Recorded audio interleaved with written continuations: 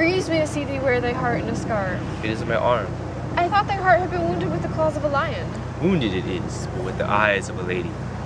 Did your brother tell you how I counterfeited a swoon when he showed me your handkercher? Aye, greater wonders than that. Oh, I know where you are. Nay, 'tis true. There was never anything so sudden but the fight of two rams and Caesar's thrasonical brag of I came, saw, and overcame.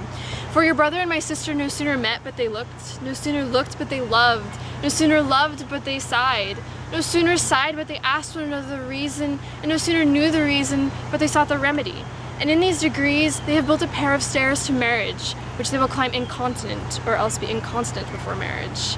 They are in the very wrath of love, and they will together. Clubs cannot part them.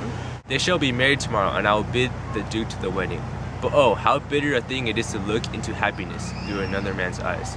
By so much the more shall I tomorrow be at the height of heart heaviness.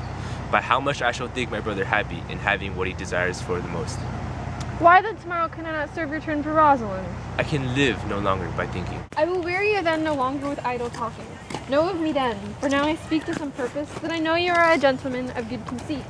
I speak not this that you should bear a good opinion of my knowledge, insomuch I say I know you are.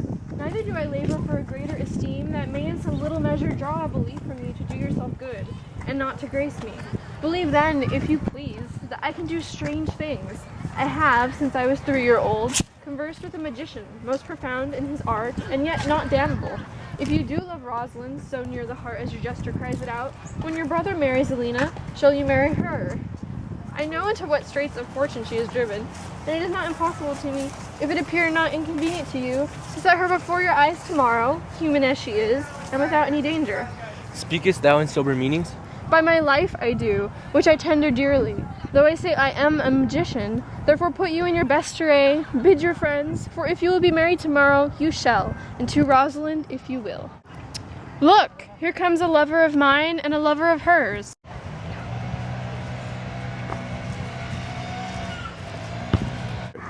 Youth, you have done me much ungentleness to show the letter that I writ to you. I care not if I have. It is my study to seem despiteful and ungentle to you. You are there followed by a faithful shepherd. Look upon him, love him, he worships you. Good shepherd, tell this youth what 'tis to love.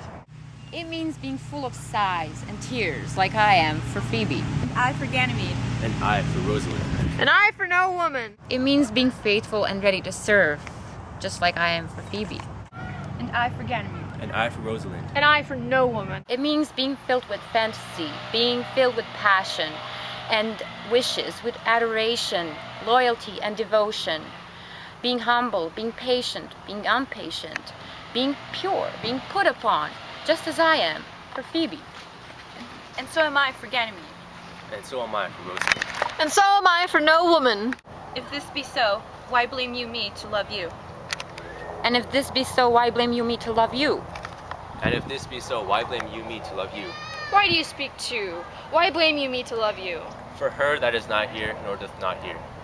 Pray you no more of this. 'Tis like the howling of Irish wolves against the moon. I would love you if I could. Tomorrow, meet me all together. I will marry you if ever I marry a woman, and I'll be married tomorrow. I will satisfy you if ever I satisfy a man, and you shall be married tomorrow. I will content you if what pleases you contents you, and you shall be married tomorrow. As you love Rosalind, meet. As you love Phoebe, meet. And as I love no woman, I'll meet. So fare you well, I have left you command. As long as I'm alive. Nor I. Nor I.